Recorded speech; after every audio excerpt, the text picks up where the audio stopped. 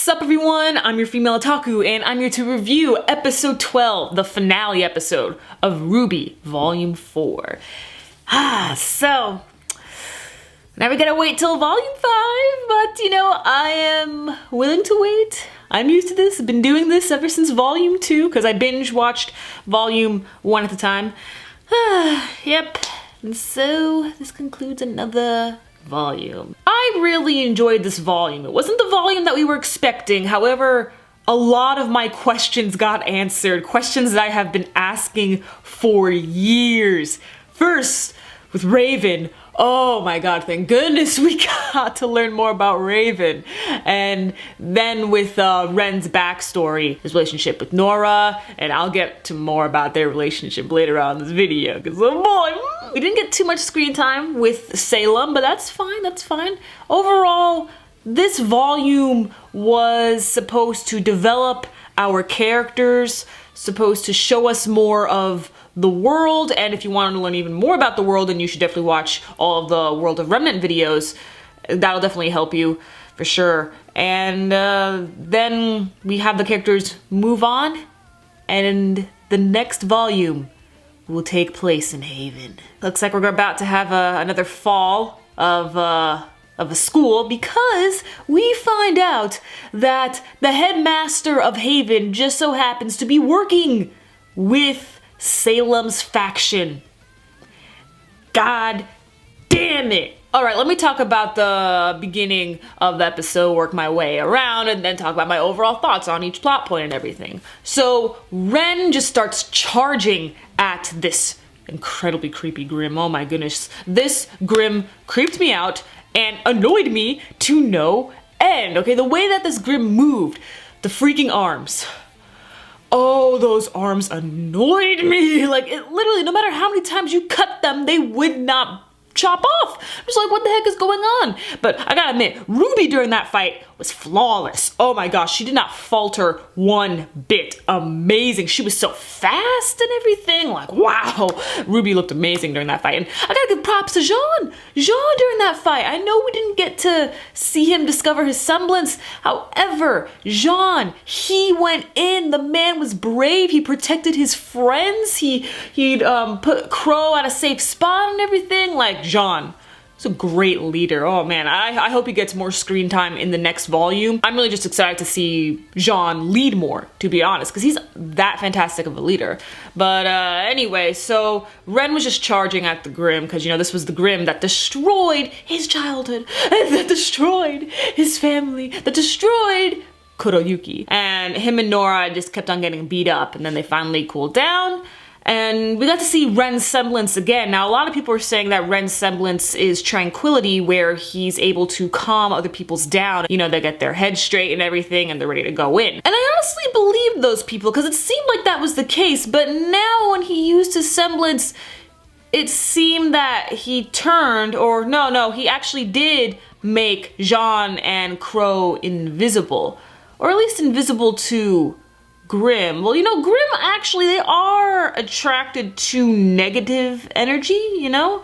So, you know, tranquility still could be a thing. We had a lot of great moments with Nora and Ren. Like, Nora, sure, she slapped the man, so, but she needed to. She needed to, and then everything was a-okay, and they decided to make up a plan, and it worked great. Oh my gosh, that was so cool how they were able to get the arms down, and then finally they were able to stab through the arms. And then this scene, oh, I was so happy. Ren, he avenged his people. He avenged them. Oh, that was a great moment. I'm like, and luckily, help comes. They just so happened to see the smoke, and they were all like, huh, no one's ever around over here. Why don't we go over there and see what's up? And thank goodness, because Crow is alive.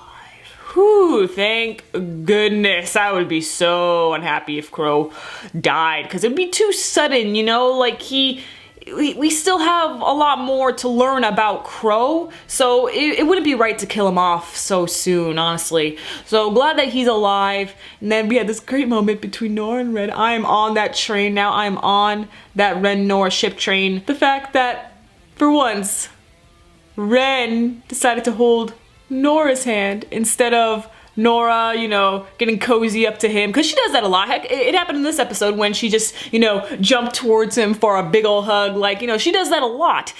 But this time, Ren held her hand. Nora just scooted a little closer, just leaned up. But I was squealing, man. I was like, ah! How could you not? Honestly, that was too adorable. Aw, man. I'm glad that they didn't kiss, though, because I felt like that should be saved for something else, you know, something more, because, you know, we still have a lot more to go with the series. I'm just like, no, hold off on the kiss. So thank goodness. I'm glad that they did. But that whole scene was just so adorable. It was perfect. That's what I needed. That's all I needed. And so we go with Yang. Yang looks amazing. Oh, and she had the shades on. Like, I already knew how Yang's new outfit was gonna look like because they showed it before with the premiere poster for Volume 4. So I already knew how her outfit was gonna look. But now that we see it, you know, animated and everything, you know, not drawn out, and she has the shades. Oh, it looks so cool. And she was on her bike. Oh my god, that was too cool. We see Yang's heading the Mistral. We know Team Ranger's heading the Mistral, and we see Oscar heading to Mistral. And he meets up with Crow. If you saw the end credit scene, which you should have, because there's always an end credit scene with RWBY. Oscar goes to Crow and says, I'm supposed to ask for my cane back? And then Crow, he knew what he meant. He nodded and everything and returned the cane to Oscar. And he was just like, good to have you back, guys. I'm just like, Crow, what else do you know? This man, oh my god. Is it weird that I'm excited for another info dump episode? Is that weird? I want another info dump episode because I need to know everything Crow knows. Oh my gosh. Yeah, we see Weiss escaping. Blake is prepared to take back the White Fang right there with Sun. And Cinder is now confident in her abilities and is able to take down anything. Oh boy, she is ready and Salem is proud. So, oh boy. This volume, I really enjoyed it. Although it wasn't like any of the other volumes because we didn't have a linear story. We just had a bunch of different plot points from Oscars to Ruby's, and you know, everyone within Ranger, honestly, and then Blake, Weiss, Yang. Yang didn't get too much screen time now that I think about it, but you know, she did have her own plot point. And this was needed. It really was. Even though this wasn't the volume that we were expecting, it was a volume that we needed, and it was quite enjoyable for me. I know some people aren't gonna like this volume because it wasn't as action-packed as they'd hope. It was a lot more serious, but this volume is about overcoming, you know, your past, overcoming tragedy, and moving forward. Definitely. I'm so happy that I now like Weiss. Like before I hated her, then I tolerated her, but now I honestly really like her, okay? She's a great character now. Some people were arguing with me saying like, no, she's always been a great character, and I'm just like, okay, whatever, you do you, man. But you know what? I like Weiss now, and I'm happy with that.